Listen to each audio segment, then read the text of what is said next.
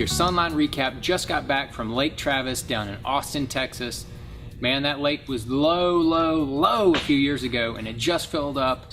And man, there are a ton of small fish in there. There's just a lot of 8 to 14 inch fish in there, and that's mostly what I ended up catching in the tournament. Ended up in 69th place. Not exactly the finish I was looking for, but like a lot of guys, caught a bunch of fish, but just really hard to get those bigger fish. In practice, I had a couple big bites, and I said, man, I hope I'm not using up my big fish luck, and sure enough I did, because the first day of the tournament I had 12.5 pounds. It was in 37th place.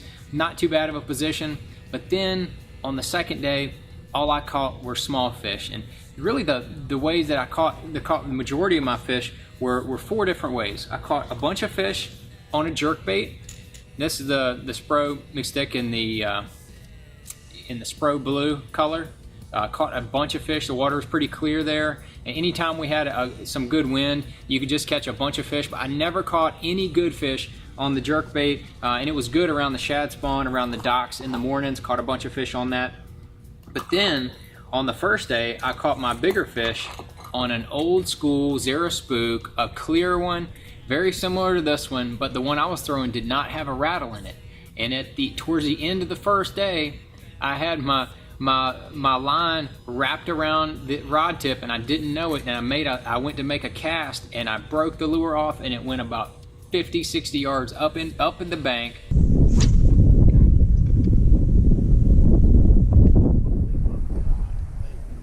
you see one? Spent about 5 minutes up there looking for it, couldn't find it. Ended up tying on another bait. I don't think that the other baits seemed to be catching them as good, but had one of those. And then I also caught a number of fish on the Reaction Innovations Vixen. Just a really good topwater lure, walks real well. I was throwing both of those on Sunline BX 35-pound braid. It is super strong. I swing a lot of big fish in on that braid, super strong. But do not wrap it around your rod tip before you try to cast it, or you'll throw your bait directly up into the trees like I did. And I had that on a 7-foot medium heavy cash-in bait casting rod. I like that 7-foot medium heavy because it has just enough action to where you're not going to rip that hook out of their mouth with those fish, and it's short enough to where you can still work the bait and walk it properly.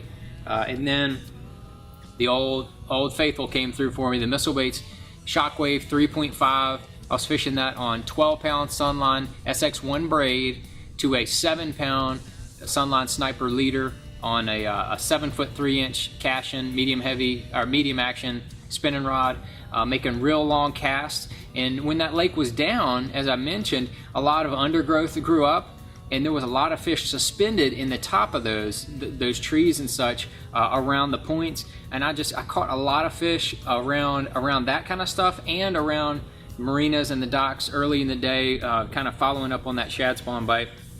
But that was Fishalicious and Frosted Purple were the 2 colors that I was using the most. So that's how I ended up catching most of my fish there at Lake Travis.